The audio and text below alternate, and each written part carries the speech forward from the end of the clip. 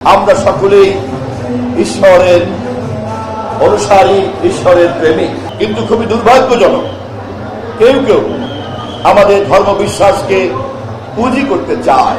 আমাদের সংবিধানে ধর্মের ভিত্তিতে কোনো বিভক্তি নাই।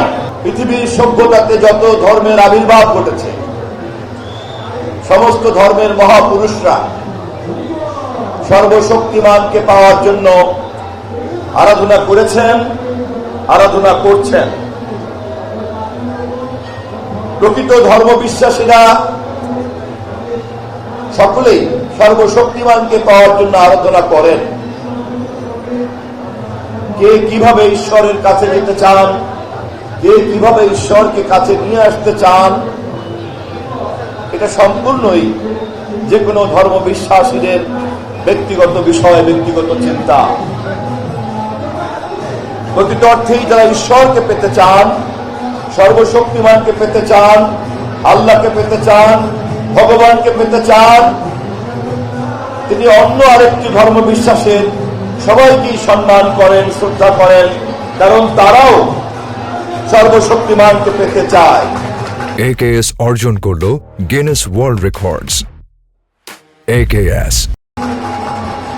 অতএব শ্রী জগন্নাথের রথযাত্রা এবং আবার তিনি যখন মন্দিরে ফিরে যান, জনগণের পূজা, ভালোবাসা, সম্মান, শ্রদ্ধা নিয়ে ব্যাপক জনগণের মধ্যে ঈশ্বরের প্রেমকে রেখে তখন তিনিও যেমন জনগণের কাছে আসেন, জনগণও তেমনি ঈশ্বরের স্পর্শ পায়। প্রতিটি ধর্মেই সর্বশক্তিমানকে এভাবেই বিশ্বাসীরা আমরা পেতে চাই।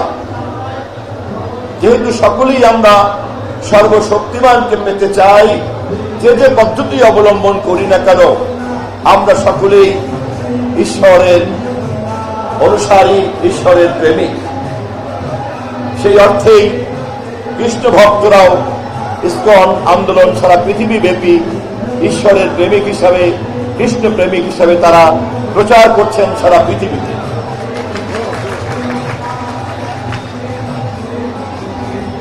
এবং এই তৎপরতার মধ্যেই প্রমাণিত হয়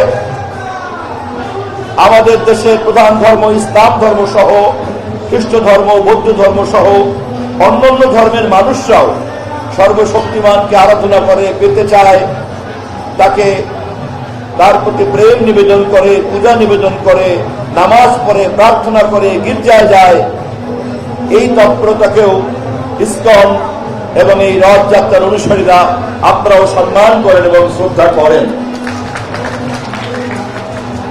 অতএব একথা পরিষ্কার, প্রকৃত ধর্ম বিশ্বাসীরা অন্য যে কোনো ধর্ম বিশ্বাসীকেই তার বিশ্বাসকে সম্মান করেন, কেননা তারা সকলেই ঈশ্বরের প্রেমিক। আমি শাশ্বতকালের এই বাণীকে স্মরণ করিয়ে দিচ্ছি আজকের আপনাদের এই মহা উৎসবের মধ্য দিয়ে। কিন্তু খুবই দুর্ভাগ্যজনক কেউ কেউ আমাদের ধর্ম বিশ্বাসকে পুঁজি করতে চায়। আমরা আমাদের দেশে যেমন এই অপতৎপরতা দেখি, তেমনি আমরা প্রতিবেশী রাষ্ট্রেও দেখি। মানুষের ধর্ম বিশ্বাসকে পুঁজি করে সমাজকে বিভক্ত করা, মানব প্রেমকে বিভক্ত করা, রাষ্ট্রকে বিভক্ত করা, এবং সেই বিভক্ত সমাজে গণতন্ত্রের নামে, নির্বাচনের নামে একটা ফায়দা লুটার চেষ্টা করা হয়। আমরা যারা প্রকৃতভাবেই সকল সম্প্রদায়ের, সকল ধর্মের মানুষের ঈশ্বর প্রেমকে সম্মান করি, আমাদেরকে সজাগ থাকতে হবে।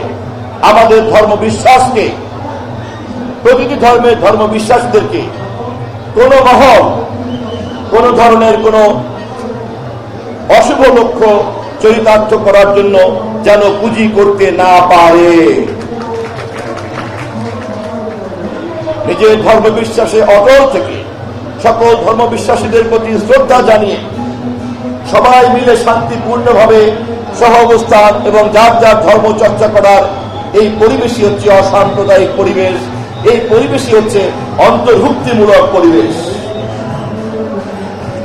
আমাদের নেতা বাংলাদেশের সবচেয়ে গ্রহণযোগ্য নির্বাচনের নির্বাচিত প্রধানমন্ত্রী দেশনায়ক তারেক রহমান নির্বাচনে নির্বাচিত হওয়ার আগেই জনগণকে জানিয়েছেন, আমাদের দেশে ধর্মের ভিত্তিতে আমরা কোনো ভাগাভাগি হতে দেব না। আমাদের দেশে বর্ণের ভিত্তিতে, ভাষার ভিত্তিতে অথবা পাহাড়ি সমতল অঞ্চলের ভিত্তিতে কোন বিভক্তিকে আমরা বরদাস্ত করব না। আমরা মনে করি বাংলাদেশী জাতীয়তাবাদের দর্শনের মধ্যেই সকল ধর্ম বিশ্বাস, সকল বর্ণ, ভাষা, সংস্কৃতি এবং সকল সমতলকে আমরা এক জায়গায় দাঁড় করতে পেরেছি। আমি আমাদের মাননীয় প্রধানমন্ত্রীর পক্ষ থেকে আজকের এই মহোৎসবে সনাতন ধর্মাবলম্বীদেরকে স্পষ্টভাবে জানিয়ে রাখতে চাই, এই দেশে মুসলমান, খ্রিস্টান, বৌদ্ধ সম্প্রদায়ের যেমন অধিকার, আপনাদের সনাতন সম্প্রদায়ের সেই একই অধিকার। আমাদের সংবিধানে ধর্মের ভিত্তিতে কোনো বিভক্তি নাই।